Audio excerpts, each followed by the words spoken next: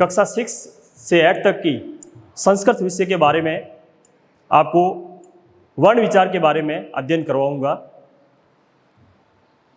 चलिए, अपना पहला टॉपिक है वर्ण विचार।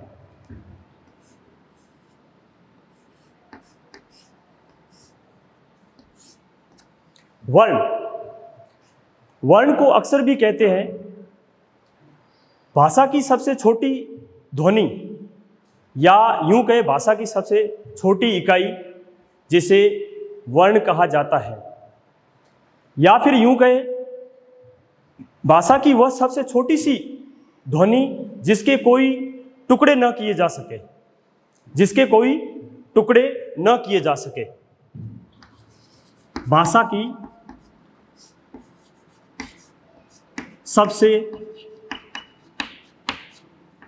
छोटी ध्वनि, भाषा की सबसे छोटी ध्वनि जिसे वर्ण कहा जाता है। दूसरी परिभाषा,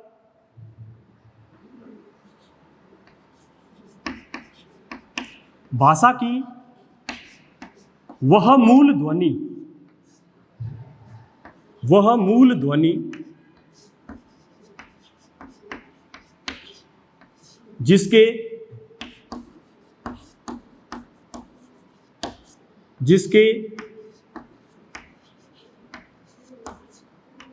टुकड़े न किए जा सके।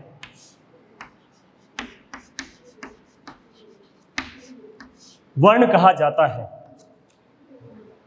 भाषा की सबसे छोटी इकाई या ध्वनि जिसे वर्ण कहा जाता है, या यूं कहे भाषा की वह मूल ध्वनि जिसके टुकड़े न किए जा सके। जैसे उदाहरण के तौर पे एक शब्द पद है, घट। एक पद है घट, इसे संस्कृत में पद कहा जाता है, घट। अब इस घट पद के टुकड़े करने पर वह छोटी से छोटी ध्वनि बन जाती है, जिसे अपन वर्ण कहते हैं। घट में घ, अ, ट, अ,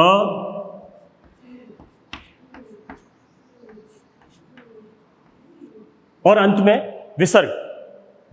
तो प्यारे विद्यार्थियों, ध्यान दीजिएगा, ये जो घट पद सामने यहां लिखा हुआ है, इसके टुकड़े करने पर घ, अ, ट, अ, विसर्ग, ये जो वर्ण आपको सामने दिख रहे हैं, इन वर्णों के अब कोई भी टुकड़े या इनका कोई भी विभाजन नहीं कर सकते हैं।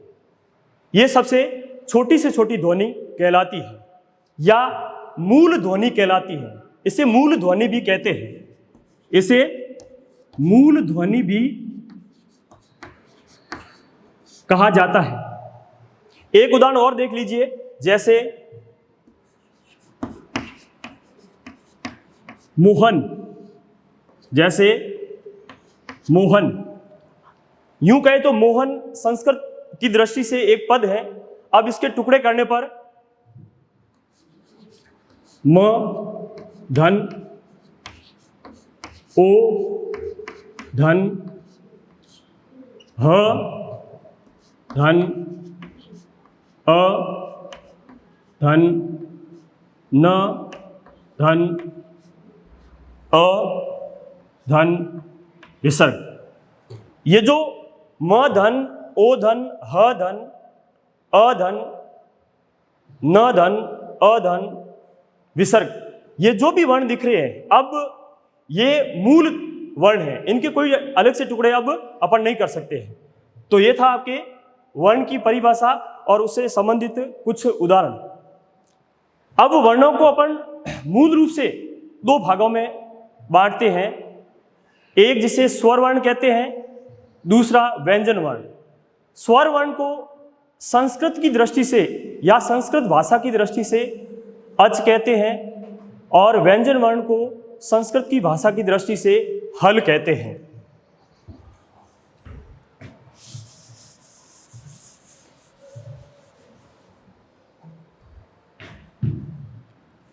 ध्यान दीजिएगा, संस्कृत भाषा में वर्ण 46 होते हैं। संख्या की दृष्टि से वर्ण 46 होते हैं और भेद की दृष्टि से वर्णों के 2 भेद हैं।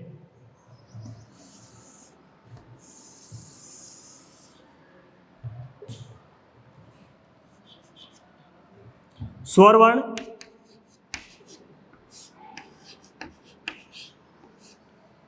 दूसरा यूं कहे व्यंजन वर्ण।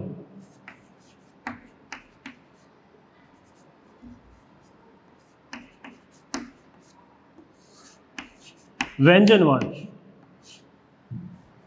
स्वर वर्ण को अच कहते हैं, व्यंजन वर्ण को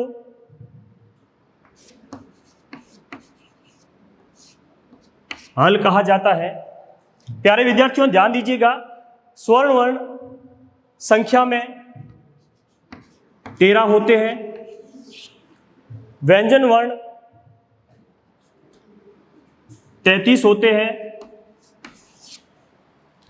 टोटल वर्ण 46, उसमें से अच 13, हल 33। अब ध्यान दीजिएगा, स्वर वर्ण किसे कहते हैं? स्वर वर्णों की संख्या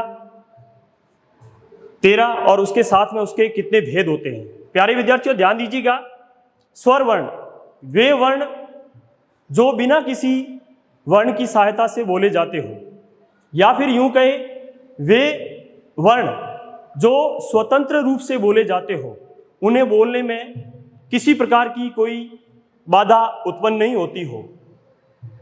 परिभाषा की दृष्टि से ध्यान दीजिएगा,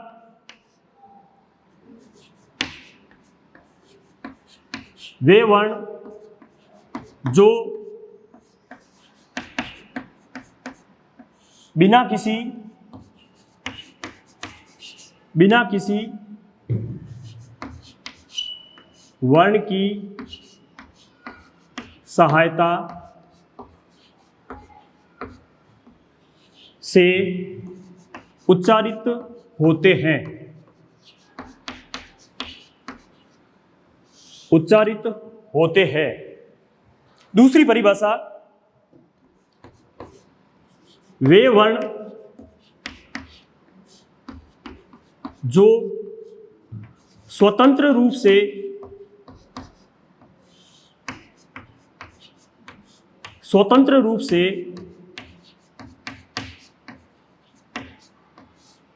बोले जाते हो। वे वर्ण जो स्वतंत्र रूप से बोले जाते हो स्वर वर्ण कहलाते हैं। ये संख्या की दृष्टि से 13 होते हैं और स्वर वर्णों के 3 भेद होते हैं। स्वर वर्णों के 3 भेद होते हैं। ध्यान दीजिए विद्यार्थियों, ये जो स्वर वर्ण जिसे अच कहते हैं 13 कौन कौन से हैं? ध्यान दीजिएगा,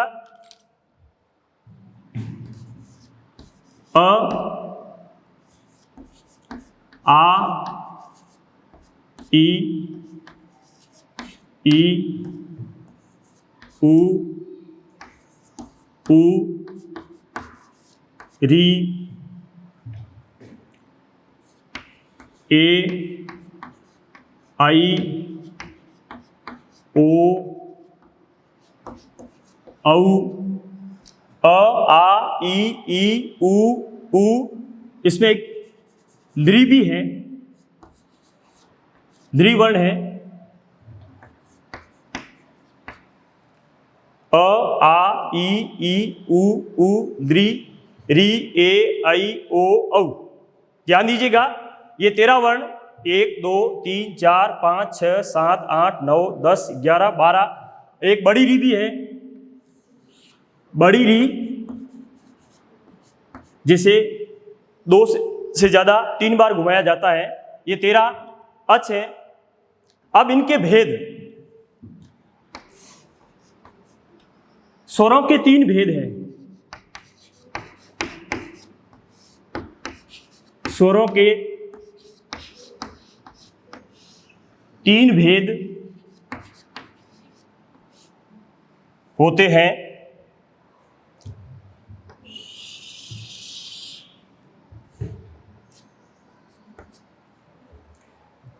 ह्रस्व स्वर,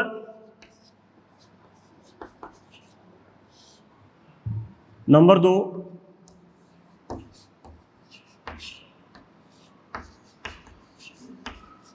दीर्घ स्वर, और एक तीसरा रूप है प्लुत स्वर। प्यारे विद्यार्थियों ध्यान दीजिएगा, ह्रस्व स्वर, दीर्घ स्वर और प्लुत स्वर। ध्यान दीजिएगा, ये प्लुत स्वर ये आपके बड़ी क्लास में आगे काम आएगा। मैं आपकी जानकारी के लिए आपको ये बता रहा हूं प्लुत स्वर के बारे में। तो पहला है ह्रस्व स्वर, इसे लघु स्वर भी कहते हैं, इसे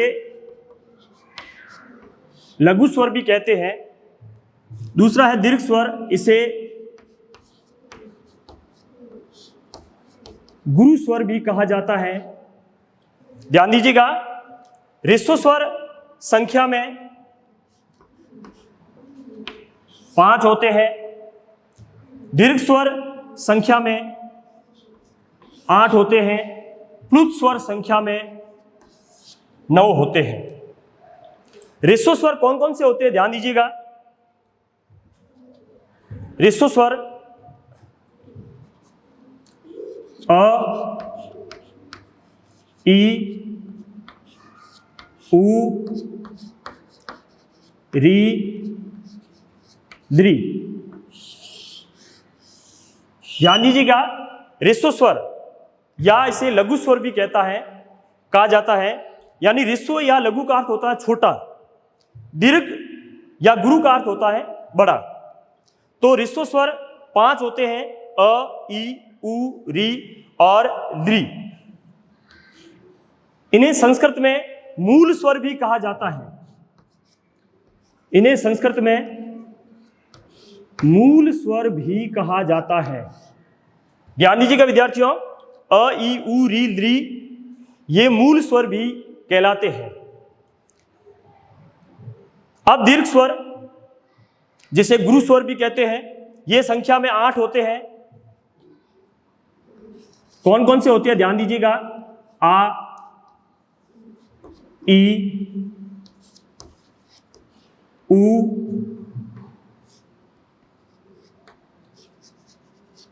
री, बड़ी री, ए, आई, ओ, औ।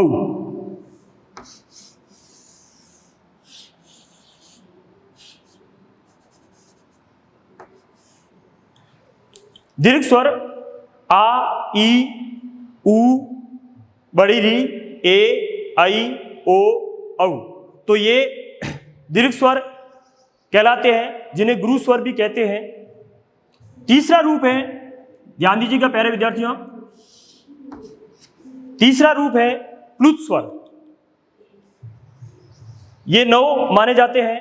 कौन कौन से माने जाते हैं ध्यान देना, अ,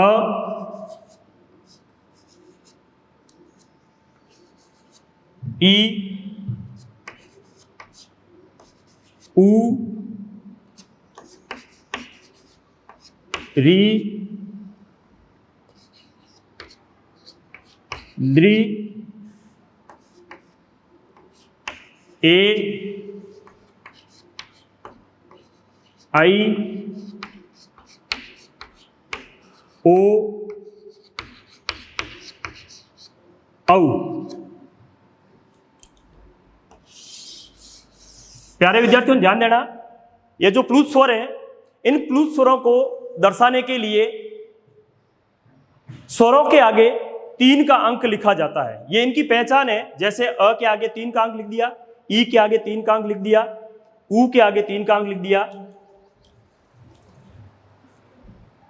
ध्यान दीजिएगा,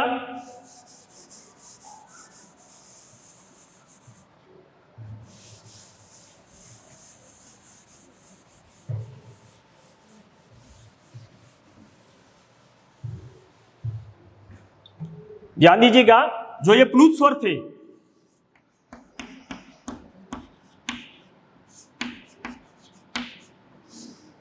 इन प्लुत स्वरों के आगे 3 का अंक लिखा जाता है। अ के आगे 3, ई के आगे 3, ऊ के आगे 3, री के आगे 3, द्री के आगे इस तरह 3 का अंक, ए, आई, ओ, औ। तो ये थे आपके प्लुत स्वर। परिभाषा की दृष्टि से ध्यान दीजिए, परिभाषा की दृष्टि से ह्रस्व स्वर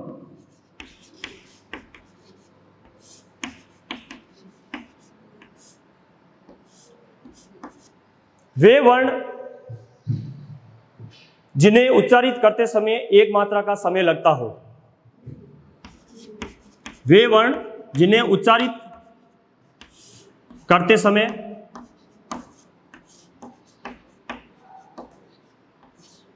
एक मात्रा का समय लगता हो, एक मात्रा का समय लगता हो, या यूं कहे वे वर्ण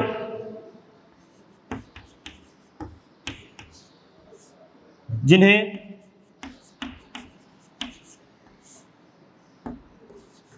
बोलने में कम समय लगता हो,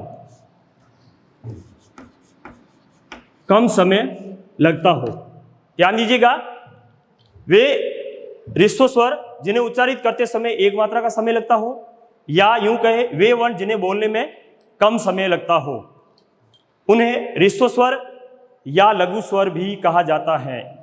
ये मूल रूप से 5 होते हैं जो अभी पहले आपको बता दिए हैं। इसके बाद में दीर्घ स्वर,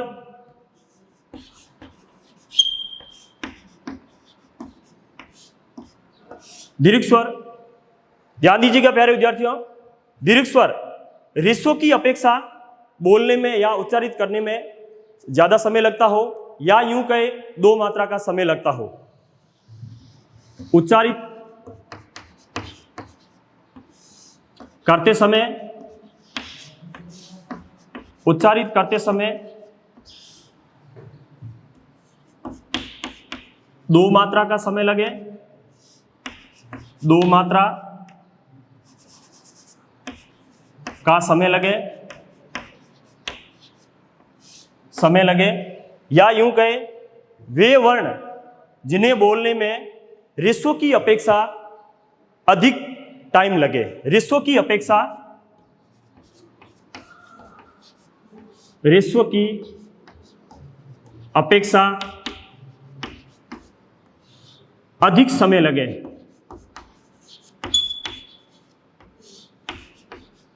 अधिक समय लगे, दीर्घ स्वर कहलाते हैं। ध्यान दीजिएगा, तीसरा भेद है प्लुत स्वर।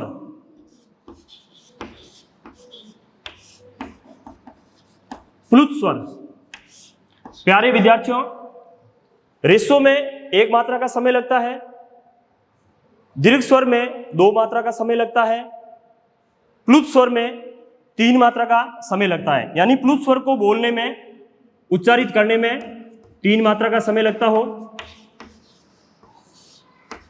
उच्चारित करते समय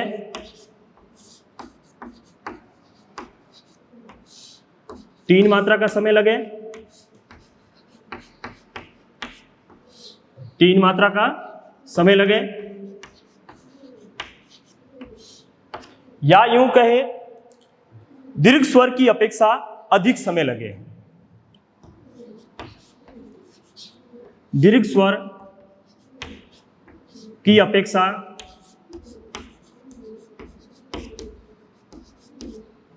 अधिक समय लगे, अधिक समय लगे, उसे प्लुत स्वर कहते हैं। ध्यान दीजिएगा प्यारे विद्यार्थियों, तो ये थे आपके ह्रस्व स्वर, दीर्घ स्वर, प्लुत स्वर। ह्रस्व स्वर संख्या में 5 होते हैं, दीर्घ स्वर संख्या में 8 होते हैं, प्लुत स्वर संख्या में 9 होते हैं।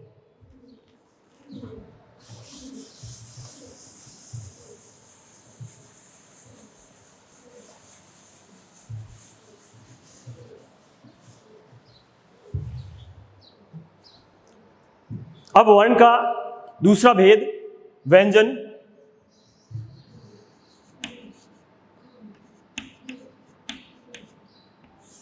व्यंजन वर्ण, ध्यान दीजिएगा प्यारे विद्यार्थियों, व्यंजन वर्ण वे वर्ण होते हैं जिन्हें उच्चारित करते समय या बोलते समय स्वरों की सहायता ली जाती हो, या यूं कहे व्यंजन वर्ण वे वर्ण होते हैं जो बिना स्वरों की सहायता से कभी नहीं बोले जाते हैं। ध्यान दीजिएगा, वे वर्ण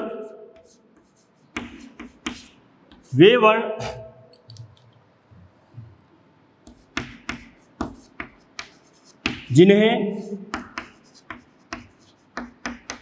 उच्चारित करते समय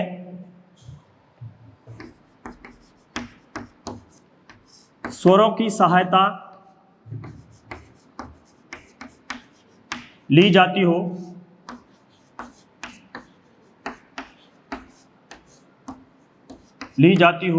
उसे व्यंजन वर्ण कहते हैं। प्यारे विद्यार्थियों ध्यान दीजिएगा, स्वरों के बिना व्यंजन हमेशा अधूरे कहलाते हैं। यदि उसमें से स्वर निकाल दिए जाते तो वर्ण अधूरा हो जाता है, नहीं वर्ण आधा हो जाता है। आधे वर्ण को हमेशा हलंत की सहायता से लिखा जाता है। जैसे मान लीजिए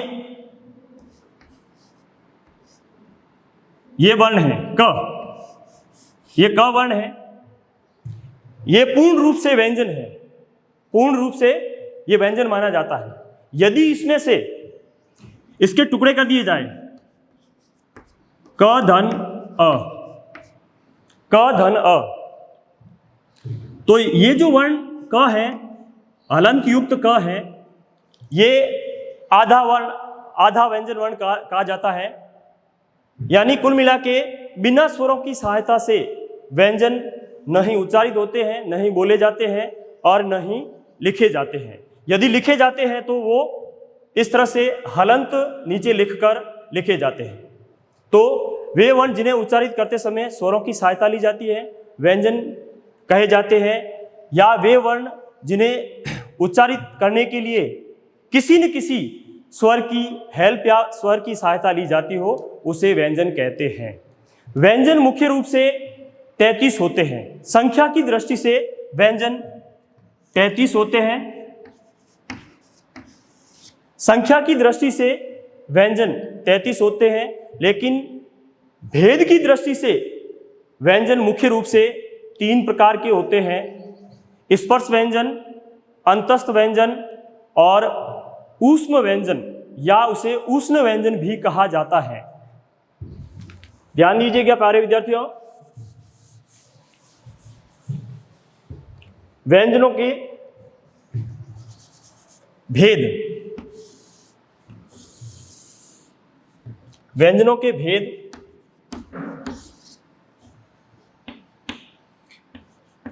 स्पर्श व्यंजन,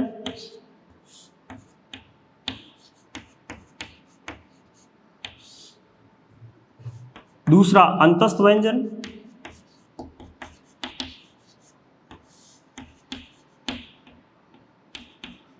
और तीसरा रूप है इसे ऊष्म व्यंजन।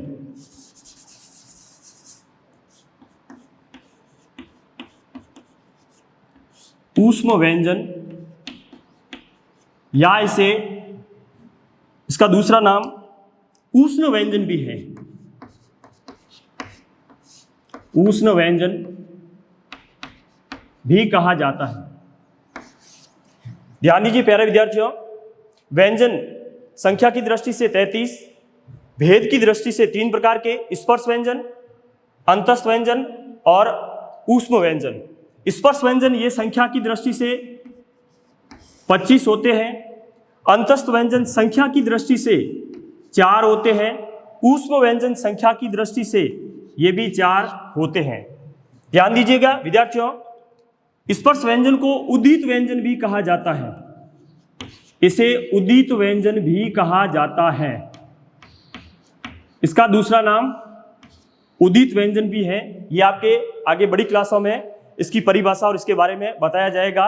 अभी आपको जानकारी के हिसाब से ये बता रहा हूं। इसका दूसरा नाम उदित व्यंजन, इसका दूसरा नाम अंतस्थ व्यंजन का दूसरा नाम अर्धस्वर, अर्धस्वर भी इसे कहते हैं, और इसका दूसरा रूप उष्ण व्यंजन भी इसे कहा जाता है। ध्यान दीजिएगा प्यारे विद्यार्थियों, इस स्पर्श व्यंजन संख्या की दृष्टि से 25। इसकी परिभाषा क्या है मैं आपको बताता हूं। वे व्यंजन जिन्हें उच्चारित करते समय जीवा जो अपनी जीभ है वो मुख के विभिन्न भागों को टकराती है, मुख के विभिन्न भागों को छूती है, स्पर्श करती है, टच करती है, इसलिए इसको स्पर्श व्यंजन कहा जाता है। वे व्यंजन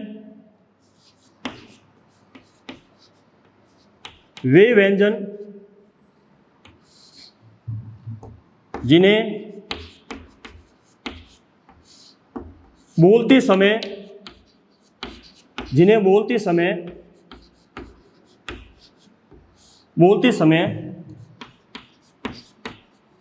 जीवा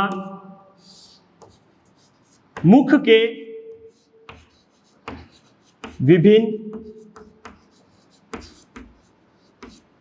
विभिन्न भागों को स्पर्श करती है,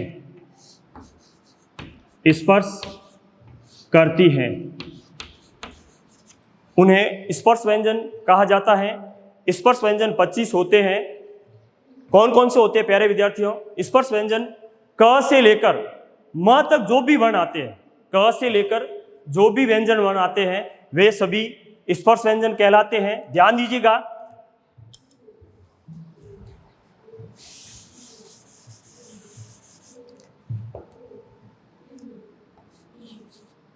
क वर्ग के अंतर्गत क, ख, ग, घ, ड़। उसके बाद में च वर्ग जिसमें च, छ, ज, झ और य। प्यारे विद्यार्थी ध्यान दीजिएगा, ये जो य लिखा हुआ है अक्सर विद्यार्थी इसको ण बोलते हैं। ये जो वर्ण दिख रहा है इसे अक्सर विद्यार्थी ण बोलते हैं। इसे ण नहीं बोला जाता है, इसे य बोला जाता है। जो य बोला जाता है। तीसरा वर्ग है ट वर्ग। ट वर्ग के अंतर्गत ट, ठ, ड, ढ और ण, ये 5 वर्ण आते हैं। चौथा वर्ग है त वर्ग, जिसके अंतर्गत त, थ, द, ध और न वर्ण आते हैं। 5वां वर्ग है प वर्ग। प वर्ग के अंतर्गत प, फ, ब, भ और म आते हैं। तो प्यारे विद्यार्थियों देख लीजिए, स्पर्श व्यंजन संख्या की दृष्टि से 25 जिन्हें उदित व्यंजन भी कहा जाता है, और ये संख्या में 25 कौन कौन से आपके सामने अंकित हैं, क से लेकर म तक ये 25 अक्षर।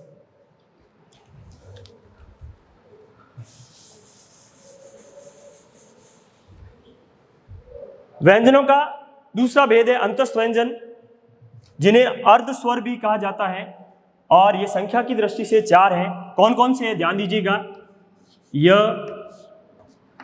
व, र,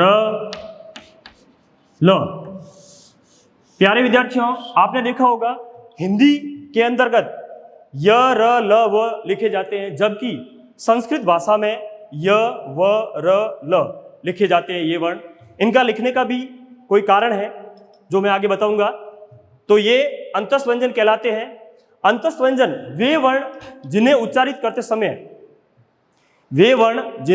करते समय जो ध्वनि है वो मुख के अंदर ही रहती है, बाहर नहीं निकलती है। इन व्यंजनों को अर्धस्वर क्यों कहते हैं? ध्यान दीजिएगा, अर्धस्वर इसलिए कहा जाता है, जैसे अ, ई या ई के बाद में अ आता है तो यह बन जाता है।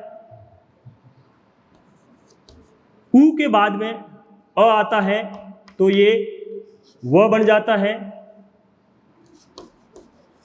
री के बाद में अ आता है तो ये र बन जाता है। द्री के बाद में अ आता है तो ये ल बन जाता है। प्यारे विद्यार्थियों ध्यान दीजिएगा, इन्हें अंतस्थ व्यंजनों को अर्धस्वर इसलिए कहा जाता है कि इनका निर्माण, इनकी रचना सभी स्वरों से ही होती है। जैसे देख लीजिएगा, य का निर्माण ई धन अ से, व का निर्माण उ धन अ से, र का निर्माण री धन अ से और ल का निर्माण री धन अ से होता है, इसलिए इनको अर्धस्वर भी कहा जाता है। तीसरा रूप है ऊष्म व्यंजन। ऊष्म व्यंजन को ऊष्ण व्यंजन भी कहा जाता है। यह संख्या की दृष्टि से 4 हैं। स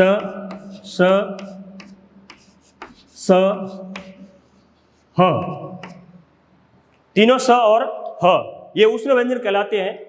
वे वर्ण जिन्हें उच्चारित करते समय मुख के अंदर घर्षण होता है और घर्षण के साथ में जो ऊष्मा पैदा होती है, इसलिए इनको ऊष्म व्यंजन कहा जाता है। आप बोलकर भी प्रैक्टिस कर लीजिए इन तीनों स और ह को। जब भी अपन बोलेंगे तो जो जीवा है वो किसी भाग से जोरदार टकराएगी और टकराने के साथ ही एक प्रकार की ऊष्मा पैदा होगी, एक प्रकार की गर्मी पैदा होगी और झटके के साथ में वायु बाहर निकल जाएगी, इसलिए इनको ऊष्म व्यंजन कहा जाता है।